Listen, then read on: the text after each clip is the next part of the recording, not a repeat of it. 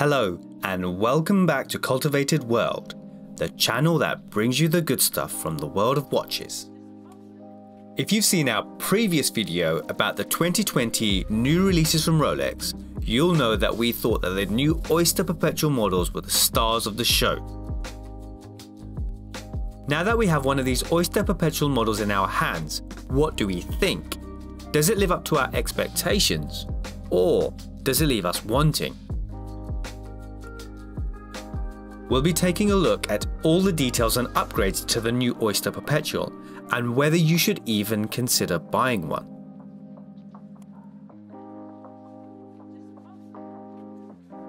The Oyster Perpetual model has been seen as an entry-level Rolex, the baby Rolex, the Rolex starter watch, perhaps the one that you settle for because you couldn't afford or even find any of the other models.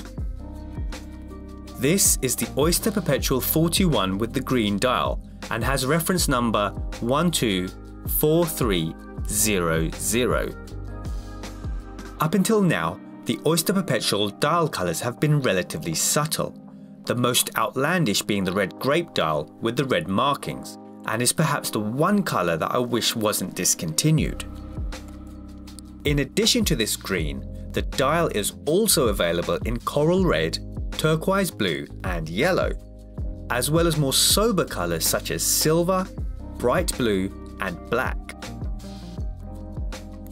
The Rolex Oyster Perpetual is also available in a multitude of sizes, starting from 28mm and going up to 41mm as we have here today. Besides the obvious size differences, there are some other subtle differences between them on the dials.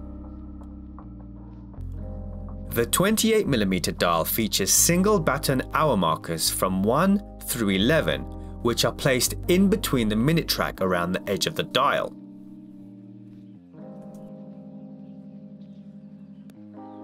The hour markers on the 31mm are set just inside the minute track, allowing for further markings at the 5-minute intervals.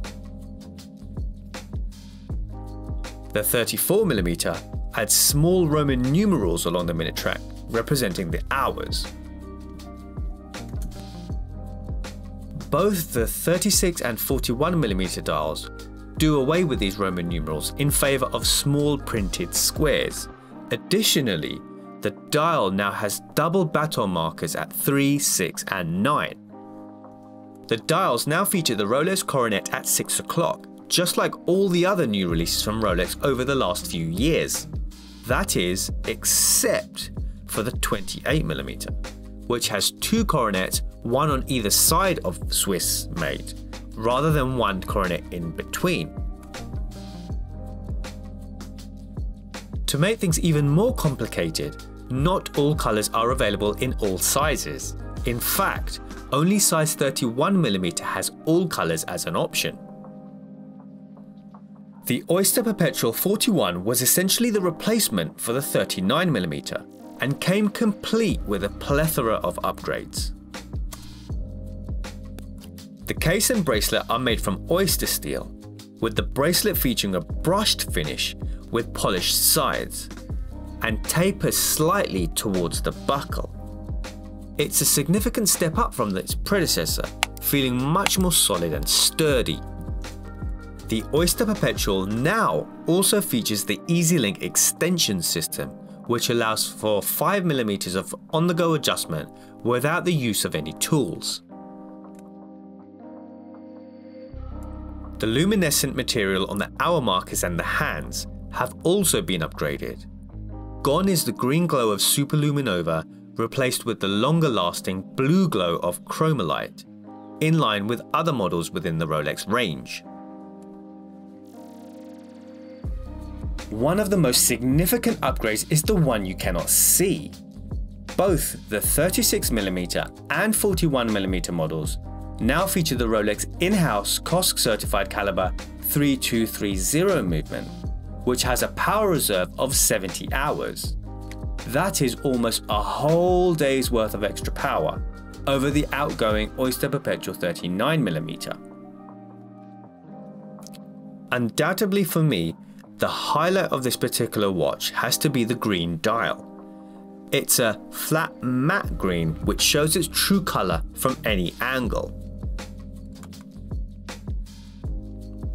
Unlike sunray dials, like the one featured on the discontinued green Submariner, the green is much more consistent in different lights. The Oyster Perpetual bracelet and case are quite simple and unassuming.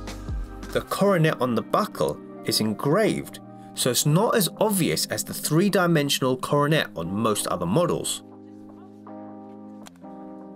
Yes, the domed bezel is polished, however, it doesn't sparkle like it does on the fluted bezel of a Datejust or a Skydweller.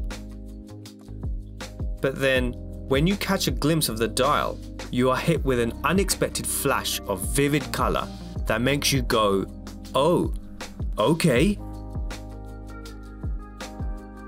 And that's probably even more the case with the other pop colours within the range. It's this use of matte finish dials which was the masterstroke from Rolex in 2020. The bright colours hark back to the era of lacquered stellar dials from the 1970s and 1980s, adding unique character and funk to these models not seen anywhere else in the Rolex lineup. The previous Oyster Perpetuals were decent watches, however, I don't think there was enough to differentiate them from the rest of the range. Up until now, there was no real USP for the Oyster Perpetual, other than the fact that they were the least expensive. With the introduction of pop colours, Rolex has given the Oyster Perpetual a new lease of life. Not only will it appeal to those that want to wear a watch from the world's favourite watchmaker at the lowest price, but now it will also appeal to those with established Rolex collections. The big dilemma is deciding which colour to go for, and is one colour enough? What do you think of the introduction of the pop coloured dials, and which is your favourite? Let us know in the comments section below. We thank you very much for watching our video on the Rolex Oyster Perpetual 41, and if you like watches as much as we do and want to see more watch content like this, please like and subscribe, and remember to hit that bell icon.